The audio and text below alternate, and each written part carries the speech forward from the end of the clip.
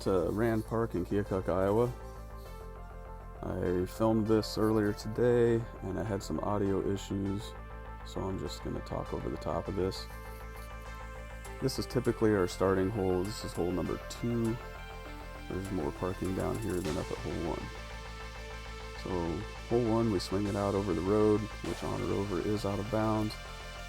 And for this hole, I actually got out my G1 from Gateway. I am throwing only Gateway on this round. And I wanted to try out the new Proto, well, it's not a Proto anymore, but that is the Proto disc of it. The G1 is now approved, and it's kind of a destroyer-esque, I would say. Getting a 3 on this hole is pretty standard for me. I have never 2'd it, although I have had some good putts up on this little ridge there. But going into hole 2, technically, I always look to get an easy tap in par, and that's exactly what I ended up with here. But today I just wanted to showcase Rand Park. I believe it was built in like 1986, 7, 8, somewhere around there in the 80s, and it's been redesigned a little bit in between then and now.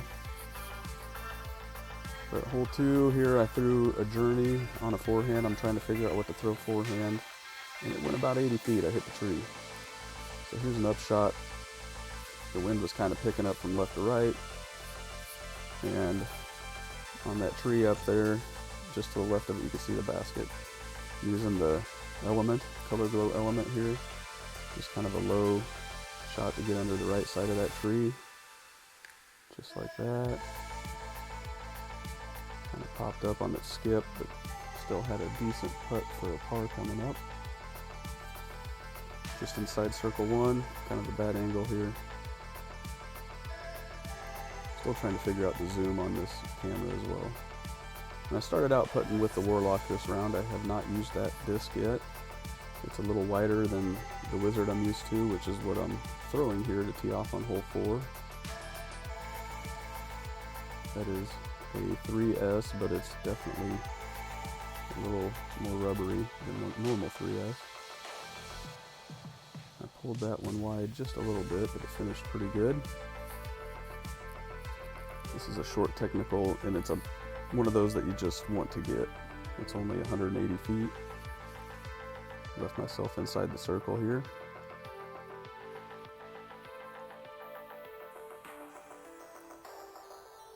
But yeah, this is one of the birdies that everybody else on the card's going to get if you don't get it.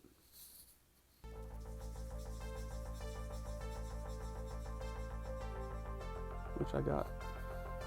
So that moved me to 1 under.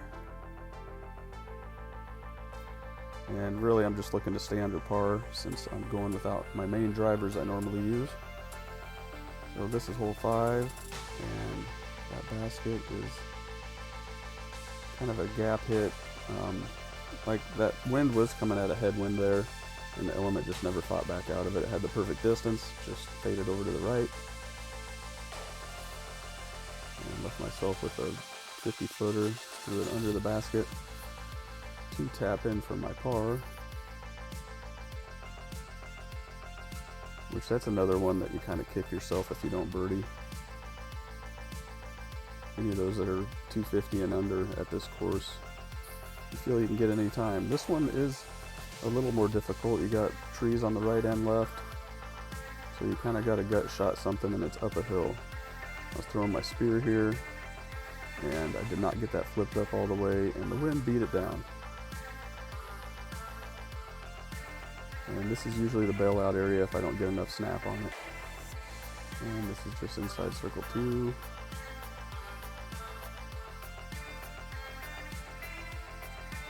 Hit the pin, laying up for an easy tap in.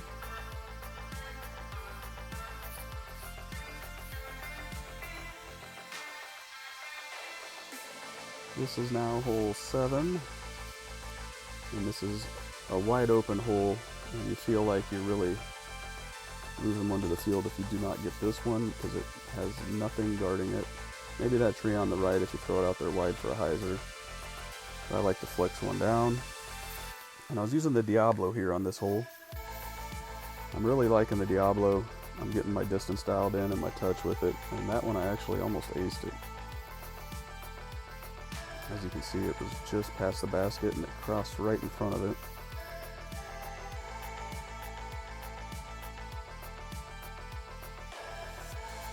A little high on the putt, but I made it. Put me to 2 under. Cruising right through Rand Park. There's that Diablo. And I do switch up to the Wizard to putt with here in a minute, because the wind did pick up a little bit and I'm just more comfortable with that. Now this hole I used my Journey to forehand, and it was not a good forehand at all.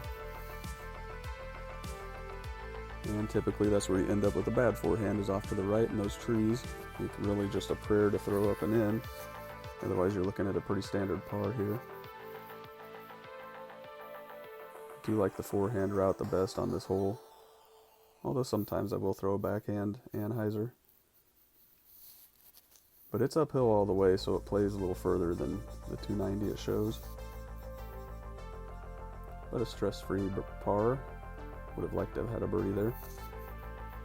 So hole 9, this one you have all kinds of options. Throw out over the road, let it skip back in, throw one down the gut, or throw a forehand around the outside, which is what I choose to do most of the time, which is what I'm trying to say there.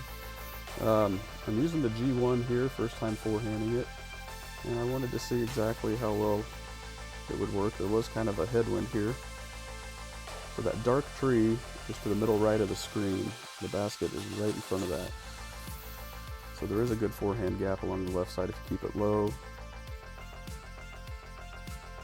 This one, it started turning over and it fought right through all the trees.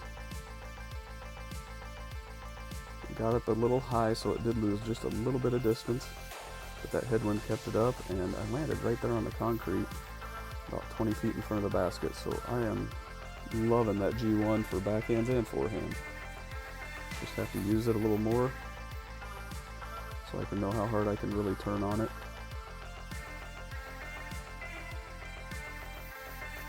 And for me, a rare birdie look on 9. And I made it. So there I am, 3 down.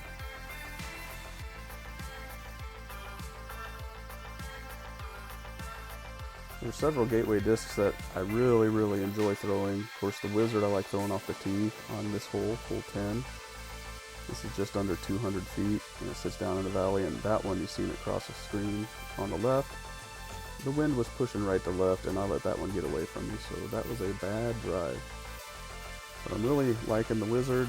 I'm really liking the Spear. I'll do a second one there just to see. And boom. Had a little crash. Looks like I missed a little bit of footage. This is hole 11's basket. That's where my drive landed. So I parred 10, birdied 11. That puts me at 4 down.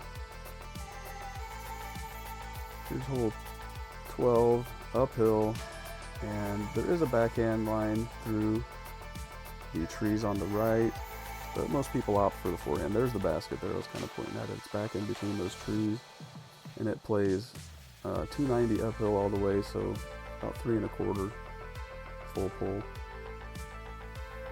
And I was using the G1 on a forehand line here.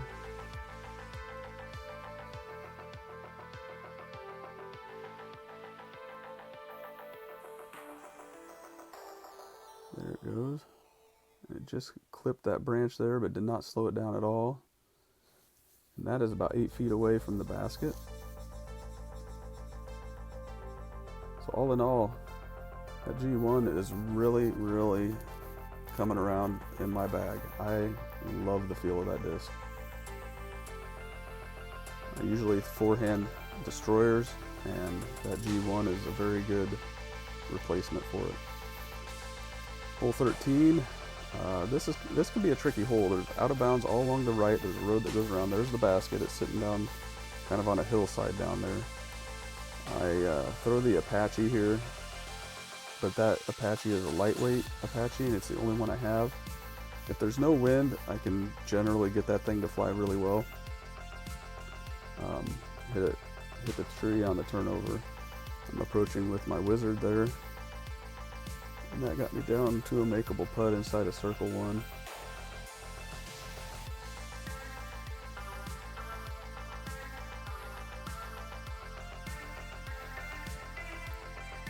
And it's up again. So I saved par there on a nasty drive. I would like to get a full weight Apache and see how that reacts, especially with a little bit of wind. But the Apache does feel good. And I am forehanding the G1 here off of hole 14. This is the first of the 2 par 4s on this course. And that one got a little high, but it's got some good turn out of it, and it carried down quite a ways. This hole is just over 500 feet, or right around 500. Where my drive landed here, I had about 200, 210 to the basket, just left of that tree on the left. So I grabbed my wizard for the approach.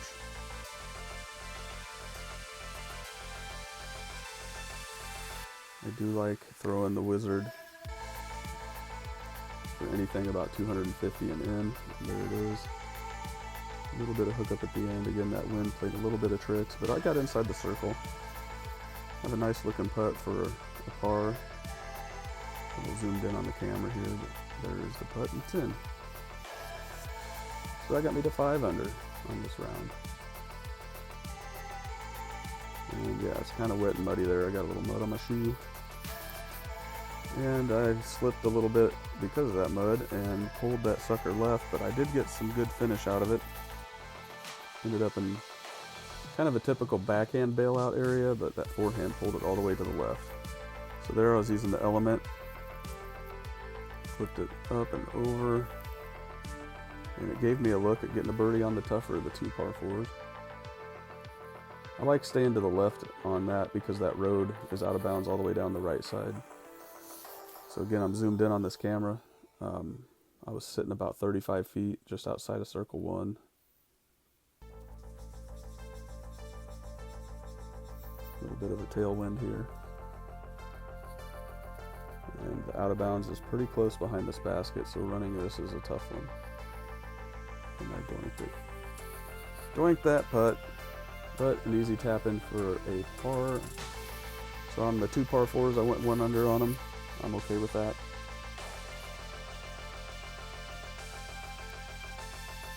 Now on to hole 16. I'm zooming up the hill here. So that tree in the middle, you can see the basket is, where's my finger? Just to the left of that middle tree.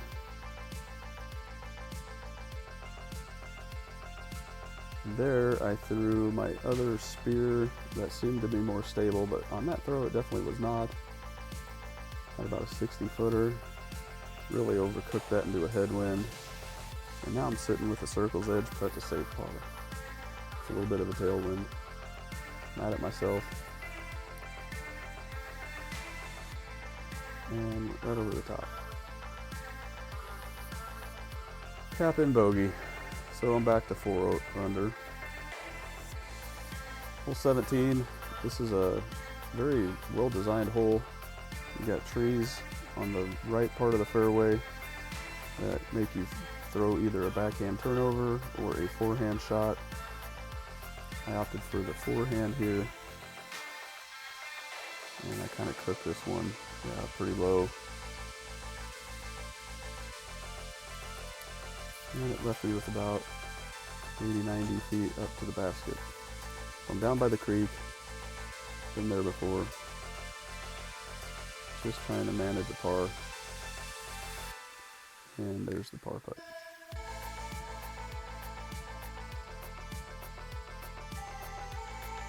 Now on to hole 18. This tee pad is kind of annoying to a lot of people, including myself. It is an uphill tee pad, and you're throwing up and over this little ridge, and it's a huge downhill, and then back up the hill. So it's almost level to where it finishes, but there's a lot of elevation along the way.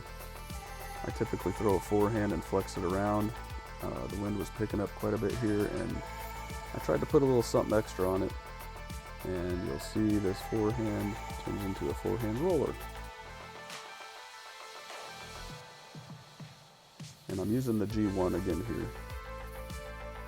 So again, just kind of subtle angles. There it goes. and it didn't roll very far. Kind of hit that soft and wet area down below. But I'm trying to figure my angles out, especially with wind. It's nice to get out there and challenge myself.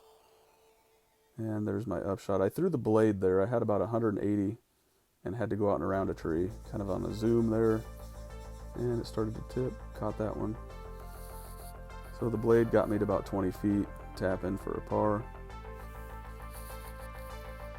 And on to the finishing hole, which is technically hole 1. In this hole, I go down the center here. It's up and over that little hill and down by the creek. You can see the backside of the creek. So backhands, you got your S-turn shot down the center, which is what I go for here. You got a forehand line out the left or a turnover backhand. And that ended up right on that ridge. And I threw the apex there again, the same disc that I threw on, what hole was that? I think that was my second shot on 1. I just wanted to try it. So yeah, I threw my apex, and I'm really digging the apex. There's the wizard upshot, and I just about cashed it for a birdie, but it went into water. But it will give you an easy par to finish the round. Finished the round at 4 under, all gateway bag. And thanks for watching my Rand Park round. And I'll try to get better mic and footage for the next time. We'll see you around. This is Doc with Don't Blink Pro, sponsored by Gateway and Team Huck and Hope.